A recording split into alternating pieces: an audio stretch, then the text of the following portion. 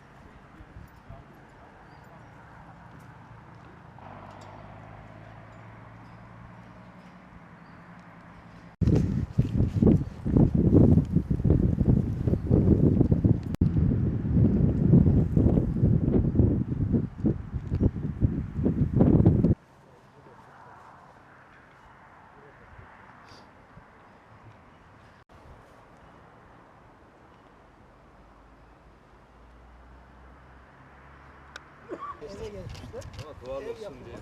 Bence burada da o tarz oyuk yapmak daha iyi olabilir. Varsana. Şu kayalarda uyur olan yerler, şu arkalarda da 50'li yıllarda Tarım Bakanlığı'nın o zamanki tarımla mücadele kapsamında DDT ile yaptığı ilaçlama neticesinde birçok canlı kitle halinde ölmeye başlar ve bu ölmüş olan böcekleri, arazideki canlıları yiyen kelaynaklarımız da kitle halinde ölüm yaşamaya başlarlar. Ve sonraki yıllarda takip eden 10-15 yıl içerisinde üreme imkanı bulamazlar. Üreme yeteneklerini de kaybetmiş olurlar. Sayıları çok azalınca Orman Bakanlığı'nın o zamanki birimleri tarafından, Doğa Koruma Milli Parklar Genel Müdürlüğümüzün o zamanki birimleri tarafından tabiattan, arazideki yuvalarından 2 yetişkin 9 yavru birey toplanarak bu istasyonumuz kurulur.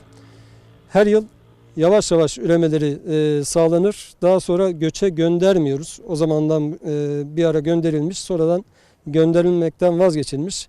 Yolda kaybolurlar, gelenler gidenler telef olur diye. Bizim için çok kıymetli olduklarından dolayı yolda bir zarar yaşamamaları için göçe göndermiyoruz.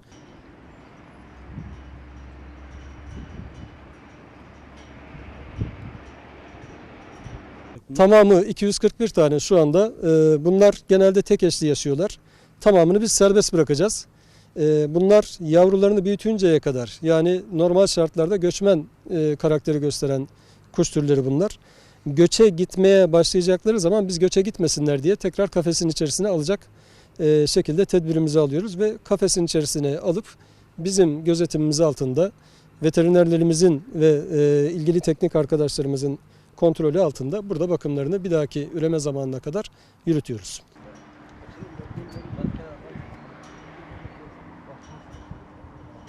Yavrularını büyütmüş ve yavrularını uçurmaya başlamış oluyorlar. Artık sonbahar geldiğinde göçmen kuşların göçmeye başladığı zamanların öncesinde biz alıyoruz.